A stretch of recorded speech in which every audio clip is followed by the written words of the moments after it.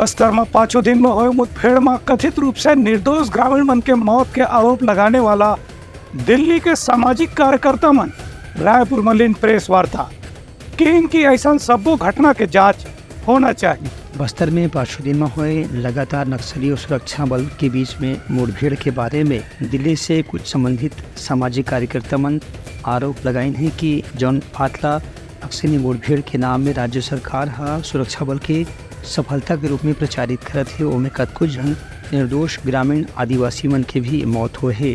पत्रकार वार्ता लेकर के सामाजिक कार्यकर्ता मन आरोप लगाइन कि पिछला दिन के मुठभेड़ में 3 बच्चा मन के भी मौत हुई रही से, जेमन मुठभेड़ के दौरान गोली लग रही से। ये घटना के जांच बर ही सामाजिक कार्यकर्ता मन की टीम अभी बस्तर क्षेत्र के दौरा कर रही से।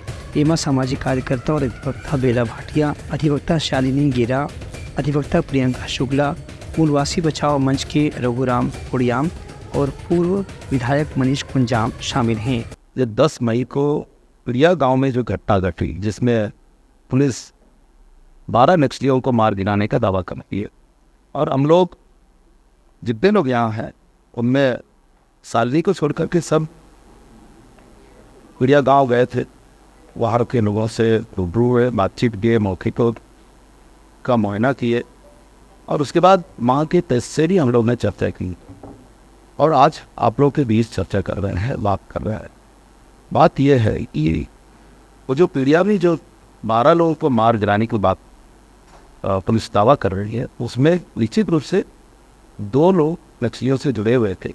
महीने 1.5 महीने से वो लोग नक्सलियों का काम छोड़ करके गाँव में थे, और हो सकता है कि वो लोग छोड़ के आए हो या स्वास्थ्य लाभ दे रहे थे, उनको भी मार डाला। और जो 10 लोग हैं वो तो बिल्कुल ही निर्दोष है, उनको ये पुलिस ने मारा और बता दिया कि ये सिर्फ नक्सली हैं, हार्डकोर नक्सली हैं। उन पर कई 2 लाख, 1 लाख, 8 लाख ऐसे इनाम भी डिक्लेयर किया मार करके।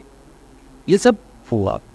तो अब हम लोग वहाँ जाने के बाद लोग जो बताए वो बिल्कुल कहानी पुलिस से अलग है।